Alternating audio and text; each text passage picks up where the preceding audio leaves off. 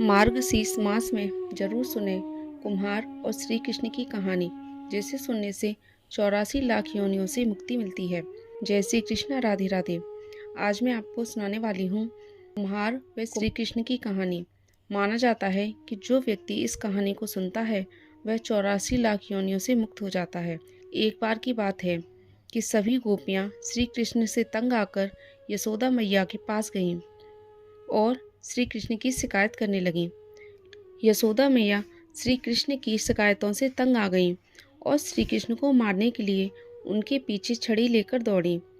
जब श्री कृष्ण ने मैया को क्रोध में आता देखा तो वह भागने लगे। भागते भागते श्री कृष्ण एक कुम्हार के पास पहुँचे। कुम्हार अपने मिट्टी के घड़े बनाने में व्यस्त था, लेकिन जब कुम्हार ने श्री कृष्ण को देखा तो वह बहुत प्रसन्न हुआ। कुम्हार जानता था कि श्री कृष्ण साक्षात परमेश्वर हैं। तब श्री कृष्ण ने कुम्हार से कहा, कुम्हार जी, आज मेरी मैया मुझ पर बहुत क्रोधित है। मैया छड़ी लेकर मेरे पीछे आ रही है, मुझे कहीं छुपा लो। तब कुम्हार ने एक बड़े से मटके के नीचे उन्हें छुपा दिया। कुछ ही समय बाद यशोदा मैया भी वहां आ गईं और कुम्हार से पूछने लगीं, क्यों रे कुम्हार, तूने मेरे कन्हैया को कहीं देखा है क्या? कुम्हार ने कहा, नहीं मैया, मैंने नहीं देखा। श्री कृष्ण घड़े के अंदर छिपे यह सब बातें सुन रहे थे। जैसे ही मैया चली गईं, श्री कृष्ण कहने लगे, कुम्हार जी, यदि मेरी मैया चली गई हों तो मुझे इस घड़े से बाहर निकालो।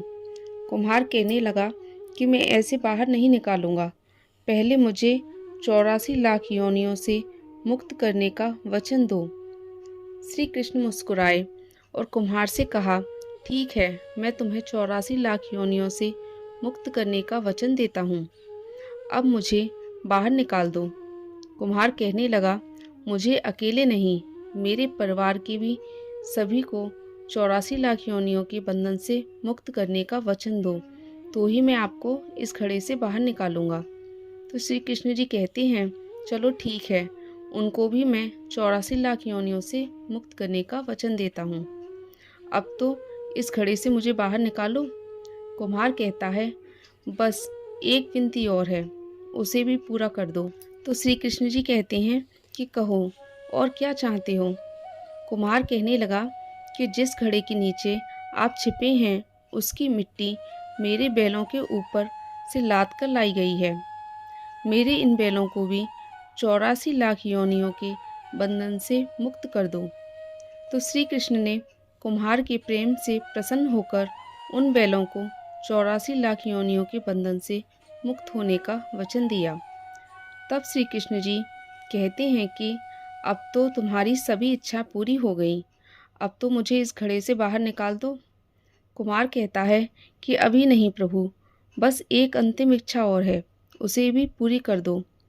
श्री कृष्ण जी कहते हैं कि कहो, अब तुम्हारी क्या इच्छा है? कुम्हार कहता है कि जो भी प्राणी हम दोनों के बीच का यह संवाद सुनेगा या पढ़ेगा, उसे भी आप 84 लाख योनियों के बंधन से मुक्त करोगे। बस यह वचन और दे दो, तो मैं आपको इस घड़े से बाहर निकाल दूंगा। कुम्हार की बातों को सुनकर श्री कृष्ण बहुत प्रसन्न हुए और कुम्हार की इस इच्छा को भी पूरा किया।